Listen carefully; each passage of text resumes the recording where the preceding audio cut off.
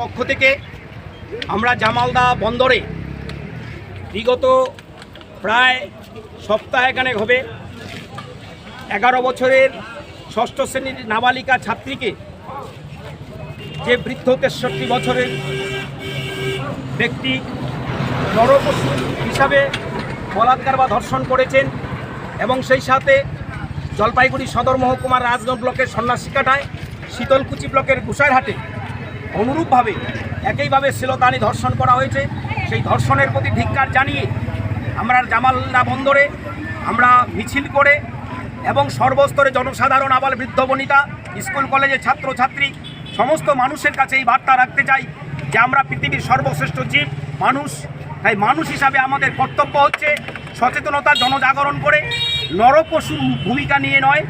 তাই সেদিকেই আমরা আজকে ধিক্কার মিছিলের মধ্য দিয়ে আমরা ওই এনামুল হকদের মতোই যারা শ্লীলতাহানিকারী ধর্ষণকারী তাদের কঠোর শাস্তি ও ফাঁসির দাবি জানাই। এর জন্যই আজকে আমাদের এই জামালদা বন্দরে কর্মসূচি এবং সেই সাথে আমরা এও আহ্বান রাখবো, ধর্ষণকারীর কোনো দল হতে পারে না, রং হতে পারে না, কালার হতে পারে না, ধর্ম হতে পারে না, জাতি হতে পারে না, ধর্ষণকারী। তাই শাসক এবং বিরোধী দলের যে বা যারাই রাজ্যে বা দেশে ক্ষমতায় থাকুন না কেন ধর্ষণকারীদের যেন কোনো দলের বা কালারের রং দেখে ছেড়ে দেনা না হয়। তা না হলে শাসক বা বিরোধী দল যে বা যারাই ক্ষমতায় থাকুক বা ক্ষমতায় আসুক আগামী দিনে বাংলার জনগণ ভারতবর্ষের জনগণ তাদেরকে ছুঁড়ে ফেলবে।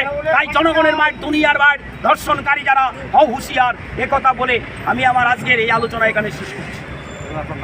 আমার নাম সঞ্জিত দাস। আপনি কি দায়িত্বে? আমি সন্তান দল কেন্দ্রীয় কমিটির সহসভাপতি এবং উত্তরবঙ্গ কমিটির আহ্বায়ক।